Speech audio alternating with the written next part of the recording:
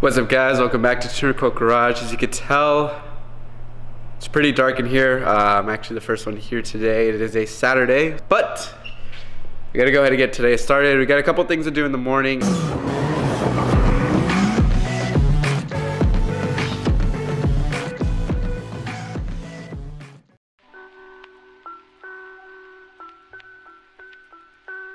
Starting off our morning, we just gotta fold a couple shirts for our buddies at the Car Physics.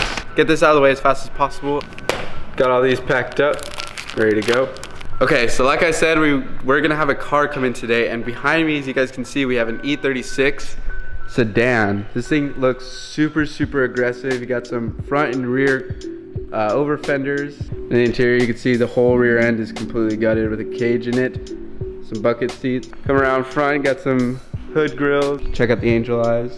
Moving on to the rear of the car, you got the M3 wing paired with a little air dam. The E36 has always been one of my favorite BMW body styles. I just really like the boxy look to it, and especially the sedans. I've always wanted like an M3 sedan. Those things are super sick. So the car does have a bash bar on it.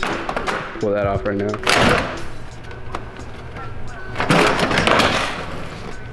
So joining with me is Guy, who's the owner of the car. He's gonna talk to you a little bit about it. This is my E36. It's a 93 325i. All the exterior stuff is kind of self-explanatory, but to the motor, got high compression head. It was milled down a couple times to decrease the valve to piston clearance, and I got the head ported and polished when I was in there and replaced it with some ARP hardware. And let's see, we got bored out throttle body, Mishimoto silicone intake boot, K&N filter, long tube headers with a MagnaFlow. I built it for a fun daily driver. Started off with all exterior mods. I got all the bolt-ons I could get for it that actually make a difference, and put it all on, and now it's like way more fun than it was, way faster than it was. Garrigistic polyurethane bushings everywhere in the car. Eventually I want to take it to do some time attack, maybe some drifting here and there, but mostly just for a fun daily driver that looks good and turns heads. Cool, and you definitely achieved that. This thing is super sick. So we're gonna go for the ride-along part of this, but it's gonna be a little different. Guy's actually gonna let me drive the car, so I'm gonna be the one in the driver's seat today, so this will be interesting. So ignition, and then that. Okay. And then off, right? Yeah.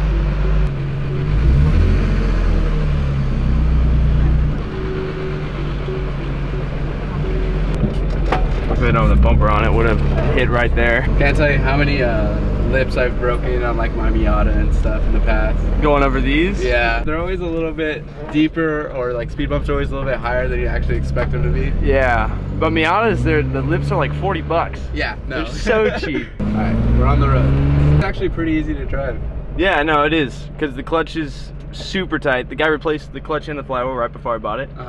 And I adjusted the screw in there so it engages at a perfect zone.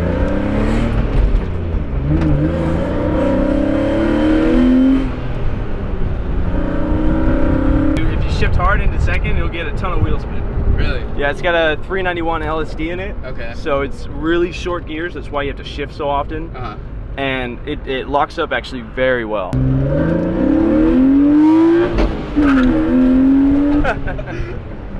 weren't kidding. I would have more power, but the variable timing unit, the Vanos, you can hear that rattling when I'm like idling. You hear that kind of sounds like marbles. That thing's all messed up. Vanos is kind of like the VTEC of BMW. Yeah, exactly. I raced a Prelude one time and it smoked me. Like I beat it until I hit third gear, and then the guy pulled out of nowhere. But that was before I did the head work. So I got to race another one. So any Preludes out there? Make sure yeah, shout out to all you Preludes. Cool. Thank you for letting me drive this thing, dude. Yeah, dude, no problem.